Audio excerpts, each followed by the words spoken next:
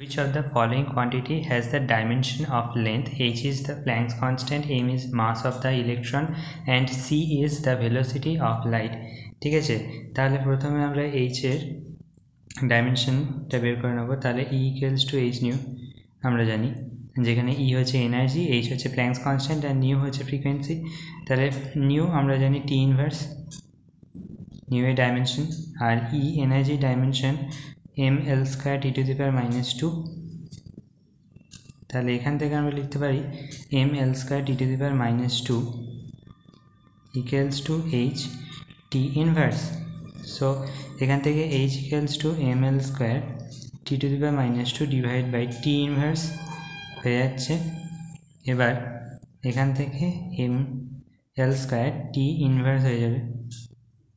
এবার অপশনগুলো চেক করতে হবে। প্রথমে hc/m যদি করি, then ml square T to the power -1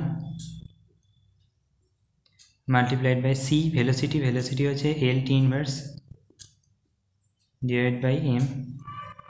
so mm cancel হয়ে যাচ্ছে, l cube T to the পাওয়ার -2, তাহলে এটা আসছে না।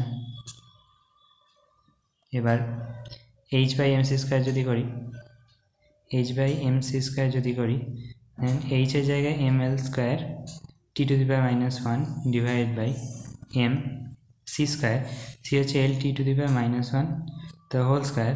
সো mm ক্যান্সেল হয়ে যাচ্ছে, l square T to the power -1 divide by l square T to the পাওয়ার -2, তাহলে এটা হবে না, এটা হচ্ছে না। সো এবার করে দেখি h square by m c square ml square T to the power -1 তার whole square divide by m into l t to the power -1 তার হোল স্কয়ার।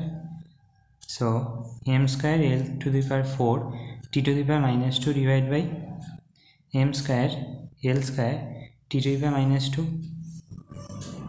তো এখান থেকে l স্কয়ার টিটা ক্যান্সেল হয়ে যাচ্ছে, সো l স্কয়ার পড়ে থাকছে, তাহলে এটা হবে না। আমার চাই লেন্থ l। সো h/mc করে দেখি, m l square T to the power -2 divide by m l T to the power -1। So এখান থেকে l হয়ে যাচ্ছে, তাহলে h/mc এটা হবে কারেক্ট অ্যান্সার। Thank you.